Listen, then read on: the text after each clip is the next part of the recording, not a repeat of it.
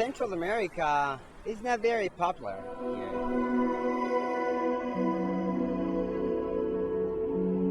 It can be lonely and tedious, practicing mostly on your own because you've chosen a sport that few in your country understand or follow, and even fewer have ever tried.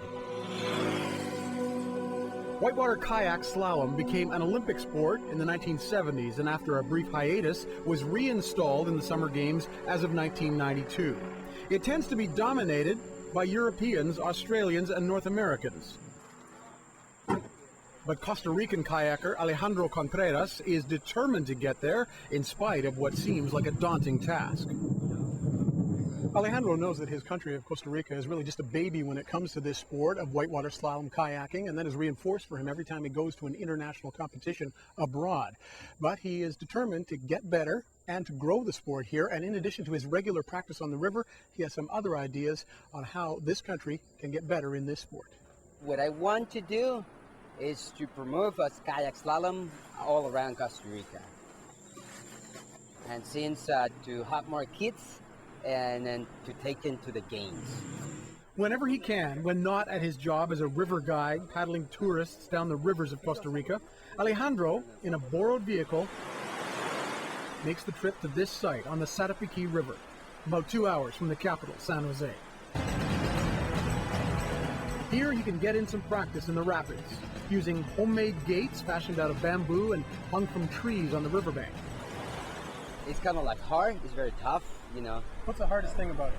To go through the gates, and you have to make it clean, very clean, but you have to go fast. And also you have to have that power, because when you start from 0 to 100%, and you need to keep that all the way to the end. So that's kind of like very tough. Alejandro is very good at this sport for someone who practices and pushes himself with no coach and using an old and battered donated boat for his training. At some major competitions in this sport, in the United States and elsewhere, Alejandro has posted respectable finishes.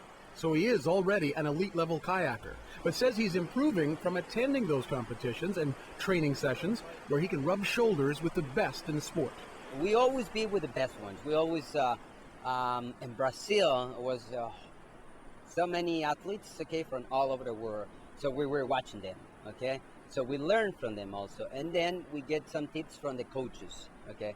And also in North Carolina, some of the coaches that I know, they were helping me a little bit, okay? And I was learning from them, okay? We always learn from the rest of the competitors, and they're very good. They're very good. As he continues to get better and tries to grow his sport in Costa Rica, Alejandro also dreams of one day seeing a boat-building business that he feels would help the sport really take off here. We make kayaks in Costa Rica, and we compete with our own kayaks. And means we don't have to go into another countries and buy second-hand kayaks. So if we do the kayaks here, that will be a good advantage because we have all those kayaks here, and we can take a bunch of kayaks and a bunch of kids, so people who really want to do it, and the whole equipment will be there for them. I hope we have that some here in Costa Rica. As for the immediate future for Alejandro, it's train as much as possible, it's find the money to travel to major competitions, and it's dreaming of the 2012 Olympics in London. That's my priority right now, and go through different competitions, okay, in my sport, kayak slalom, and get to London 2012. Yeah, that's my goal and my dream also. After our chat, Alejandro is off again to battle the churning waters of the river, taking a few more practice runs before it gets dark. All this in his long, lonely chase for a spot at the next Olympics. Brendan Connor, Al Jazeera, on the Satapiquí River in Costa Rica.